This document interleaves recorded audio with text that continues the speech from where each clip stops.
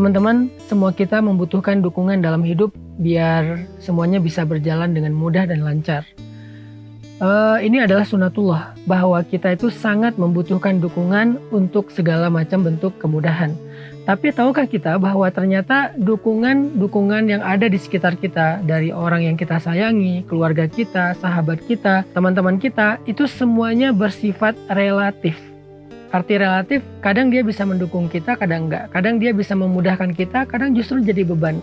Kadang dia menjadi kebaikan untuk kita, kadang juga menjadi sebuah ujian.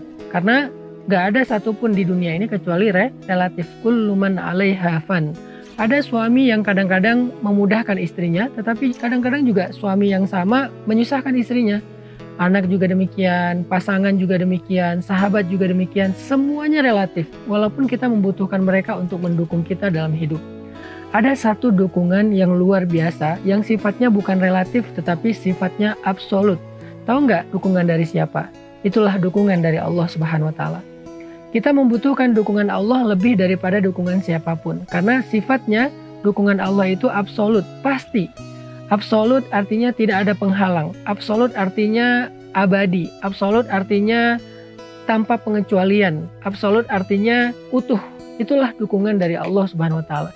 Sehingga siapapun yang mendapatkan dukungan dari Allah, maka dia mendapatkan segala kepastian, mendapatkan sesuatu yang sempurna, sesuatu yang utuh, sesuatu yang terjamin. Maka dari itu, hal yang paling penting dalam hidup kita itu selain mencari dukungan-dukungan dari manusia adalah mencari dan mendapatkan dukungan dari Allah Subhanahu wa Ta'ala. Mendapatkan pembelaan dari Allah Subhanahu wa Ta'ala. Mendapatkan pertolongan dari Allah Subhanahu wa Ta'ala. Siapapun yang bisa mendapatkan pembelaan dari Allah itu luar biasa. Kita ambil contoh misalnya kisah Nabiullah Ibrahim alaihissalam. Ketika beliau berada di dalam api, tiba-tiba malaikat Jibril bertanya kepada Ibrahim, "Ya Ibrahim, hal laka hajah? Apakah kamu punya masalah? Apakah kamu membutuhkan pertolongan?" Maka Nabi Ibrahim menjawab, "Amma ilaika fala." Kepada engkau tidak, saya tidak membutuhkan pertolongan apa-apa. Kemudian Nabi Ibrahim mengatakan, "Hasbiyallah wa ni'mal wakil." Maka ketika Nabi Ibrahim mengatakan hasbiyallah wa ni'mal wakil, Allah langsung memberikan pertolongan, pembelaan dan dukungan kepada Ibrahim dengan kalimat, "Ya nar, kuni bardan wa salaman ala Ibrahim." Wahai api, jadilah engkau sejuk dan baik atau selamat untuk Ibrahim. Ini adalah bukti bahwa mendapatkan dukungan dari Allah itu sesuatu yang sangat absolut dan sempurna. Begitu juga ketika kita membaca kisah Nabi Musa alaihissalam. Nabi Musa itu ketika beliau mentok, tidak mendapatkan jalan keluar, beliau lari dari Firaun tetapi mentok dengan lautan, di belakangnya ada Firaun dengan bala tentaranya. Orang-orang yang ada bersama dengan Musa sudah mulai putus asa, mengeluh, komplain. Nabi Musa dengan yakin mengatakan, "Kalla bal ma'iya rabbi sayahdin." Sungguh bersamaku ada Tuhanku yang akan memberikan jalan keluar. Nabi Musa yakin dengan itu, sehingga kemudian Allah memerintahkan kepada Nabi Musa untuk menghentakkan tongkatnya, lalu terbelahlah Laut Merah dan memberikan jalan untuk Nabi Musa bersama pengikutnya sehingga selamat dari kejahatan Firaun serta bala tentaranya. Ini adalah bentuk pertolongan, pembelaan dan dukungan dari Allah Subhanahu wa Ta'ala. Kita juga membaca kisah itu di dalam kisah Nabi Muhammad SAW. Misalnya kisah Sayyidah Hafsah, istri Nabi yang pernah diceraikan sama Nabi. Ketika Nabi menceraikannya, membawa pulang Hafsah ke rumah orang tuanya, ke rumah Umar bin Khattab, maka Hafsah menjadi sangat sedih. Dia tidak ingin kehilangan Rasulullah, dia tidak ingin berpisah dengan Rasulullah, karena menjadi istri Nabi itu artinya jaminan masuk surga. Maka ketika Rasulullah pulang dari rumah Umar, kembali dari rumah Umar setelah mengantarkan Sayyidah Hafsah, tiba-tiba Allah mengutus malaikat Jibril untuk meminta Nabi Muhammad merujuk kembali Hafsah. Kata malaikat Jibril, "Ya Rasulullah, rujuklah Hafsah, rujuklah Hafsah." Artinya di sini ketika terjadi masalah antara seorang istri dengan suami, Allah memberikan pembelaan kepada mereka. Ketika terjadi masalah antara Hafsah dengan Rasulullah, Allah membela Hafsah dengan cara meminta Rasulullah merujuk Hafsah. Ini luar biasa. Gimana caranya kita bisa mendapatkan pembelaan Allah seperti yang didapatkan Sayyidah Hafsah ketika kita punya masalah dengan seseorang? Gimana cara kita mendapatkan pembelaan Allah seperti yang didapatkan Sayyidah Aisyah ketika kita difitnah, dibully di sosial media? Gimana caranya kita mendapatkan pembelaan Allah seperti yang didapatkan oleh Sayyidah Maryam ketika kita difitnah? Bagaimana cara kita mendapatkan pertolongan dan pembelaan Allah sehingga dikasih jalan keluar ketika hidup kita mentok seperti yang didapatkan Nabi Musa?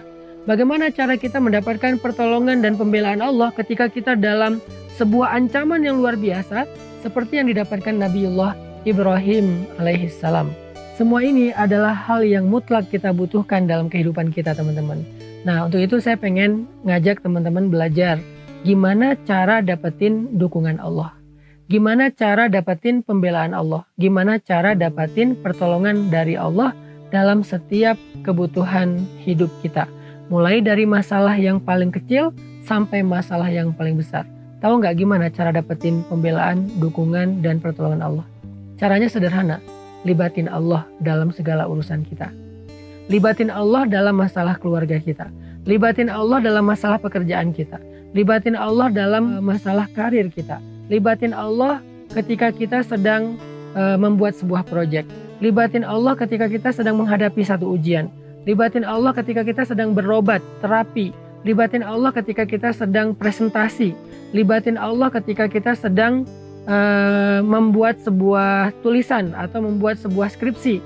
Libatin Allah dalam segala urusan kita. Bahkan sampai ketika kita main, ketika kita jalan, ketika kita having fun, ketika kita safar, ketika kita melakukan trip. Libatin Allah dalam segala urusan kita, maka segalanya akan mudah karena dukungan Allah itu adalah yang terbaik.